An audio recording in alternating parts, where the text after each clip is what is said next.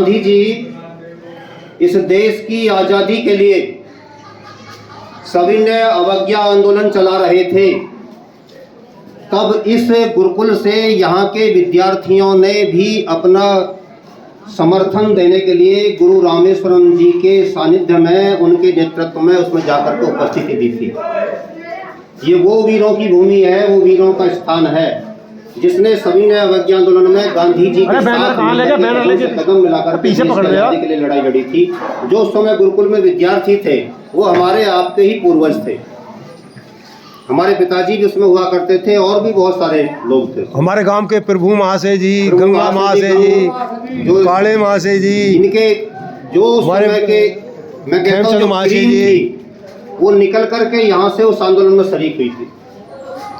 जब हैदराबाद आंदोलन चला, मुसलमानों ने वहां पर हिंदुओं के लिए पूजा पाठ तक पर रोक लगा दी, तब भी यहाँ के आर्यों ने जाकर के उसमें भाग लिया था।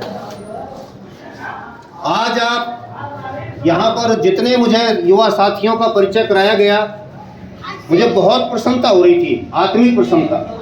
इन बच्चों के बारे में बताया गया कि इसने ये काम किया है, इसने ये काम किया है, इसने ये काम किया है। नई पीढ़ी पीछे से नीचे से निकल कर के आ रही है। आज आपको ये कार्यक्रम हंसी खेल कैसे दिखाई दे रहे होंगे छोटे बच्चों को, लेकिन एक समय आएगा जब आप याद किया करेंगे। कभी महेंद्र आर्य जी हुआ करते थे, स्वामी जी हुआ करते थे, रविंद्र आर्य जी हुआ करते थे, महाशय जी हुआ करते थे, सतवीर आर्य जी हुआ करते थे, लीलू आर्य जी, ये लोग हमारे बीच आया करते थे और हमसे ये काम करवाया करते थे। यही इतिहास बन जाता है और यही एक नई सीख दे जाता है। आज आपने जो कार्य किया है वो बांग्लादेश में जो हजारों की संख्या में हमारे हिंदू भाइयों के साथ, सनातनी भाइयों के साथ अत्याचार हुए हैं, ऐसे अत्याचार जिनको हम देख नहीं सकते, आज आपने उनके लिए संदेश दिया यहाँ से बच्चों कि हम आपके साथ खड़े हैं। छोटे छोटे बच्चे त्योहार को भूल करके अपने उन हिंदू भाइयों के साथ खड़े हैं।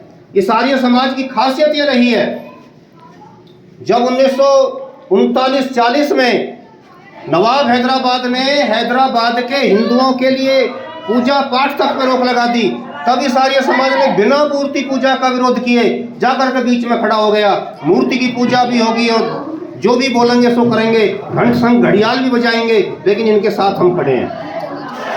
आज भी आर्य समाज छाती निकाल करके उन अपने हिंदू सनातनी भाइयों के साथ खड़ा है। तो ये आपके बीच में जो महान पूर्वज आपके पूर्वज हैं, पूर्व में जो जन्म है वही पूर्वज होता है।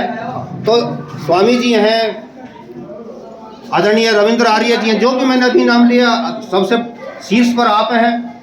तो यहाँ पर जो अलग जगाई जा रही है, ये भारत की एक आवाज बन करके यूएन तक जानी है, जा रही है। आप ये मत सोचना कि बम्बार्ड में रह गई है। ये अभी जहाँ पर जाकर के हम सारे मिलकर के ज्ञापन देंगे, वहाँ से ये आवाज़ जाएगी प्रधानमंत्री के पास, और प्रधानमंत्री से ये आवाज़ जाएगी यूएन के पास कि हमारा बालक सड़क पर आ गया है। इसलिए अपनी आवाज़ को ऊंची कीजिए, आवाज़ को बुलंद कीजिए। पूरे दुनिया के जो मुसलमान हैं, जो ईसाई हैं, वो इस बात को सोचने के लिए मजबूर हो जाएं कभी इन हिंदुओं पर कहीं पर भी दुनिया के किसी भी देश में इन पर अत्याचार नहीं किया जा सकता, क्योंकि हिंदुस्तान का हिंदू जाग चुका है, हिंदुस्तान का बालक जाग चुका है, हिंदुस्तान का युवा जाग चुका है।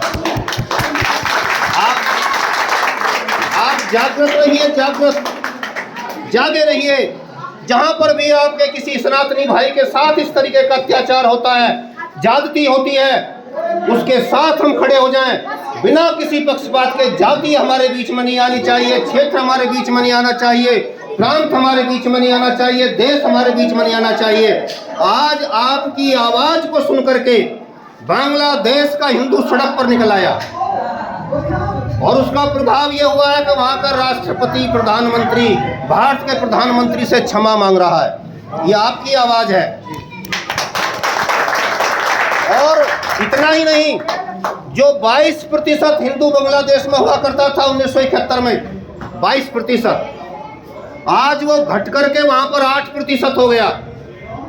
लेकिन कांग्रेस की धर्मनिरपेक्ष सेकुलर पार्टियों के सरकार के कारण वो 22% अपने लिए अलग देश की मांग नहीं कर पाए।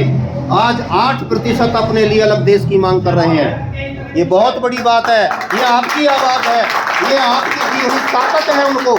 इसलिए इस ताकत को और दीजिए, ऊर्जा बनाए रखिए। हम सब आपके साथ होंगे और इस आवाज़ को मजबूती के साथ यूएन तक, संयुक्त राष्ट्र तक, प्रधानमंत्री के माध्यम से दुनिया के मंचों तक पहुंचाएंगे और अपने सनातनी भाइयों के कल्याण में अपनी जो भी भूमिका होगी, जो भी योगदान होगा, जो भी आहुति होगी, उसको देने से पीछे नहीं हटेंगे। इन शब्दों के साथ वाणी को विराम देता हूँ। जय हिंद।